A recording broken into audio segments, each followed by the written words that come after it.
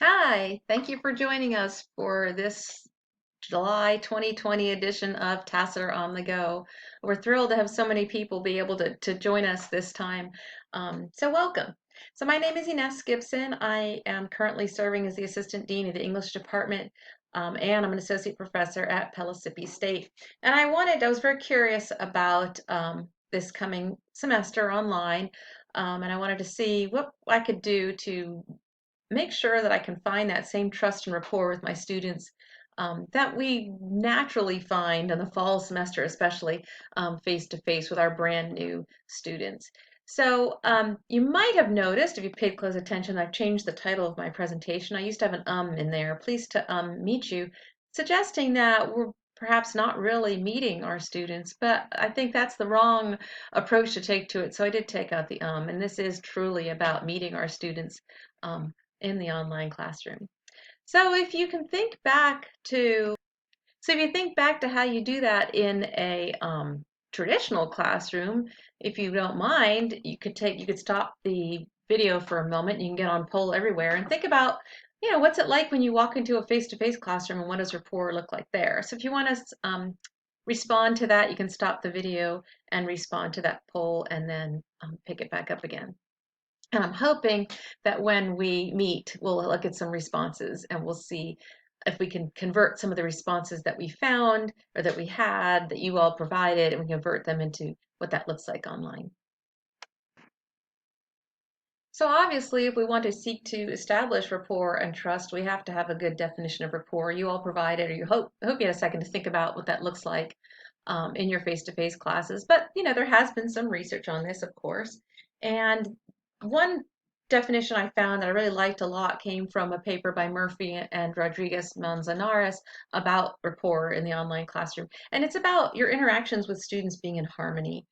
Rapport can sometimes be one of those things where you say, well, I know it when I see it, but not sure exactly how to define it. And I like their definition of harmonious interactions and relations and understanding each other. However, we're used to having that happen kind of spontaneously. These are the conversations we have out in the hallway, or the conversations that we have before class.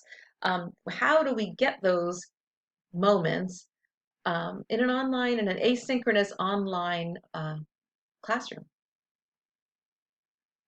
So, a couple ways that we establish rapport is unbelievably, maybe not unbelievably, but the what you've been hearing all summer, if you've been taking courses and teaching online, is being organized is incredibly important for online students. We can get away with some of the seat of our pants types of things. We can get away with some of that if we're in the classroom. We need to stop. We're going to cancel what we're going to do. We're going to do this instead. You can sometimes be more responsive in a face-to-face classroom.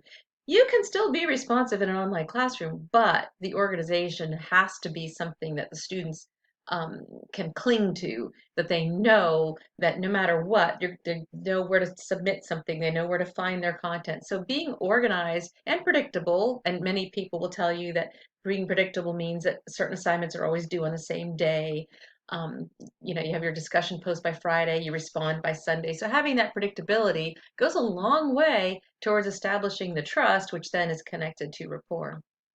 Along those same lines, one article I did read talked about technological aptitude actually being part of how students establish trust in you as a teacher. That's kind of puts a lot on us if we've never really gotten familiar with our learning management system, and hopefully the rest of this afternoon will help you become more comfortable with your learning management system. But gaining that technological aptitude and having the students trust that when they submit something, you'll know where to find it and they know where to find that feedback goes a long way towards trust, which then again is connected to rapport.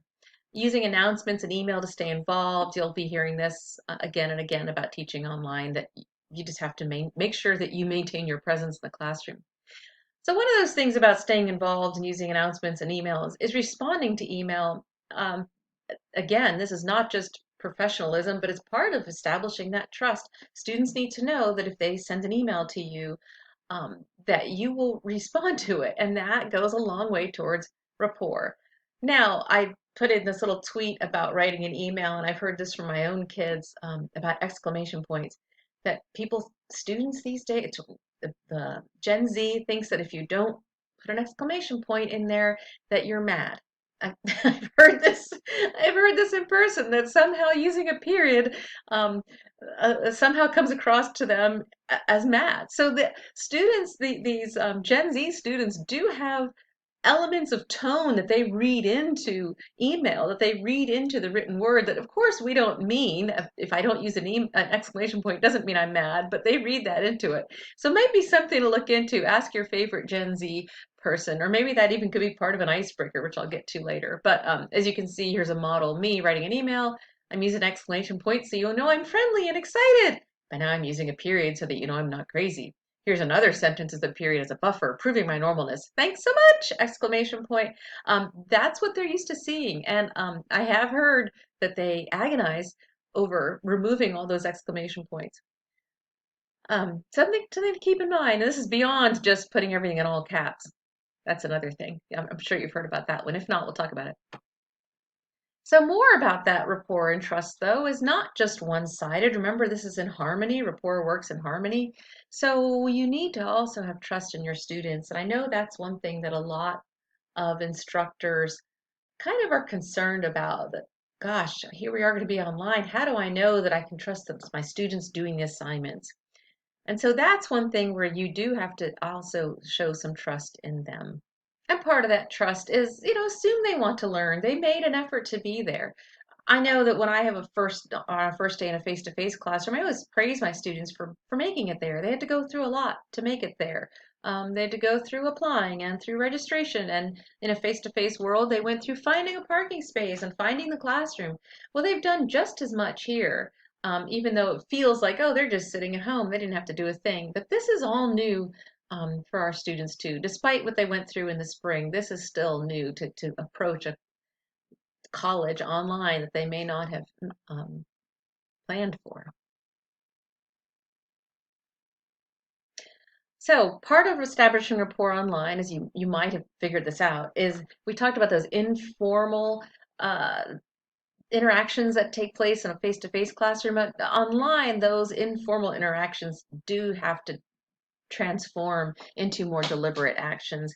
If you did have some kind of Zoom classroom, then you have opportunity, I guess, for those informal actions again, interactions. But generally, you're going to be making deliberate efforts. You'll see these tips everywhere. Have the students upload their pictures to the profiles. Make sure you upload a picture to your profile, even if it's a Bitmoji. Love my Bitmoji. So have some way to connect a face with the name that you see. The other thing I've heard that people do is keeping a list of preferences and interests of each student, that they know that you know who is an art student, you know who wants to transfer to the engineering school at UT. So you have this sense of the students in a way that you would learn normally in a face-to-face classroom. Make that deliberate, overt effort to learn it in the online classroom. Um, some tips are also to engage in non-course related chat. I guess that would be on the discussion boards, but that's where my challenge at the bottom comes from though. Make sure you don't forget that this still is a professional environment. So we have this challenge of, yes, we want to seem informal and approachable and accessible and friendly, but at the same time, we don't want to do anything that could be perceived as anything other than professional and appropriate. So if you're going to tell a joke, for example, to show that you are friendly, make sure you run that joke by someone to make sure there's nothing in it that's offensive. Because, as I mentioned with the emails about the tone, you lose tone. You do lose tone if just even if you're very good, if you're a very good writer, you'll lose less tone, but you do lose that one aspect of it, that nonverbal aspect of tone. So, just a little warning.